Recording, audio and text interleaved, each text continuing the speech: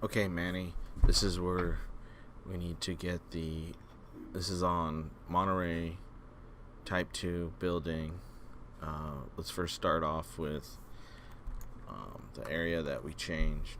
So, what we did was we made this ridge line blend all the way through, very similar to what the plans show here.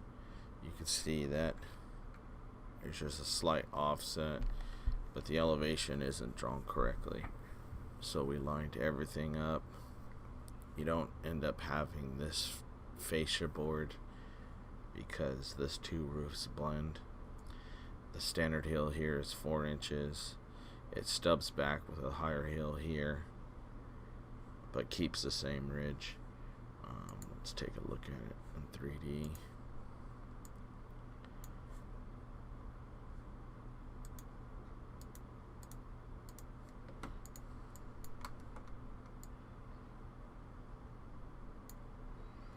So that's what it looks like.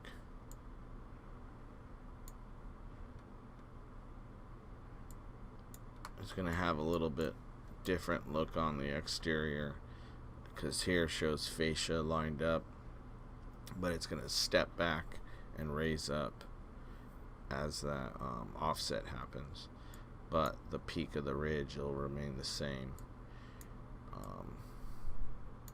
Right here at the porch, you're going to put a beam in there because they show the beam out here, which is past the 0 point of the truss. So there's not a way to do it other than a clipped tail. So the beam's going to be set in here, and you're going to stub or install some 2x6 roof rafters to create that face, which it kind of shows like a lower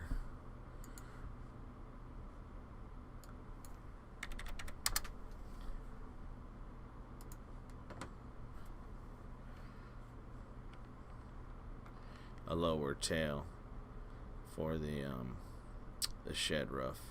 It's below plate line, but this is all gone. This all blends now, so this line disappears and this line is continuous all the way across, which changes these two roof rafters stacked on top of each other, or fascias stacked on top of each other. Over here in the front, I made the building do this. It makes more sense for it to do this since there is going to be a 36-inch door coming in right here. This does not reflect this elevation. It's showing it with a hip there, and that's almost impossible. I tried it to still get the door in there, and let's see, where else are we at? Same thing on this side. That's now blending. Let's look at the roof plan real quick.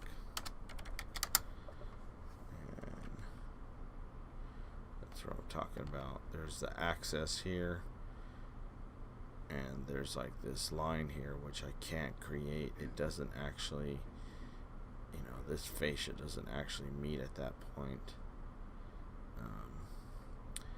And from the elevation, you're supposed to see fascia on this side from this roof. This kind of just dies down and ties into this roof. So you'll see that line stops there, and at some point the fascia is going to be shown here. Let's look at the framing on that.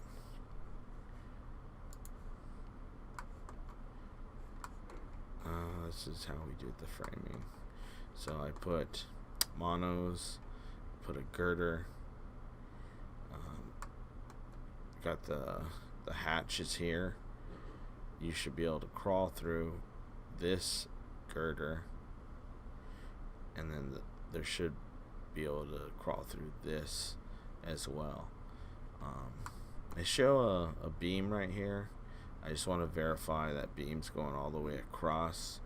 It's like a 11 1/4 inch beam. It's not shown on the opposite side of this, so the building quite isn't shown symmetrical. We could look at it on 3D. And okay, there's this area. So the attic hatch will be here. This will have to be framed in with 2x6 to create a platform. So you go up through the 36-inch opening, and then there's a 36-inch wide crawl space through here and through here to get you out onto the roof,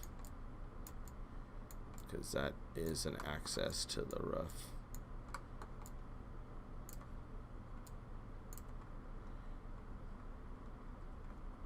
Right there.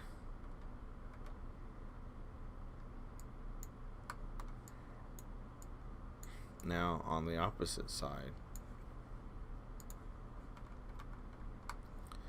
right here, they don't show a beam, and it doesn't go to where the roof line terminates.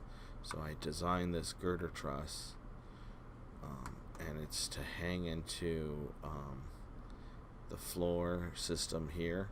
So you guys they have to design, the engineer will have to specify what kind of connection. Take a look at that, and that's what that looks like. Show you the second floor on top. So that hanger is going to have to be here into the floor system, whether there's a beam coming here or a beam coming there.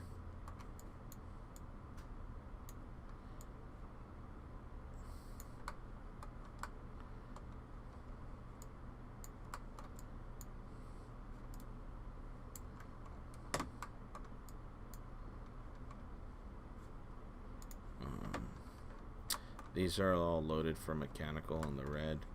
This one right here is designed for a maximum load of 560 PLF in this whole area.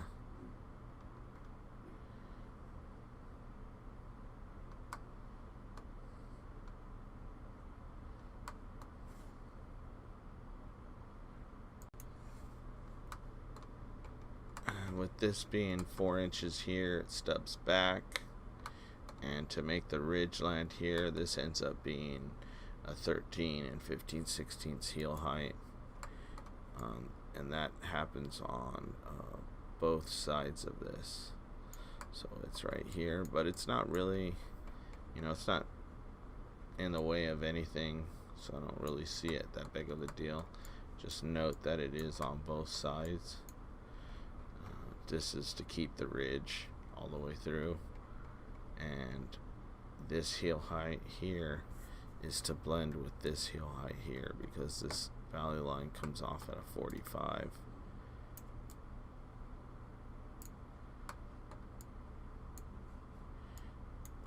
Which leaves, you have 13 and 15 heels here and here, and then this jumps up to a 3'10" heel, 3'10" heel, 1'4" heel, 4-inch heel, 1'4" heel, 2'8" heel, 2'8" heel, and that should be the extent of it. This wall right here, I believe that this wall needs to be bearing. I looked at the structural plans, and the structural plans do show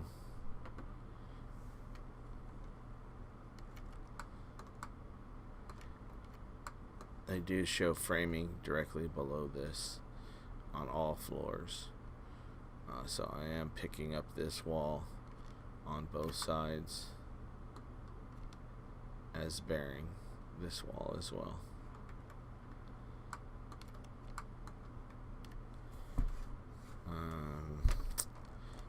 This girder truss right now it's not drawn in the right spot. It's supposed to be back here. Just for visual representation, I think they should redraw it. This is where I have the girder truss that we were just talking about. See how they don't show a beam coming out to support right here? And that's why I stuck a truss right there.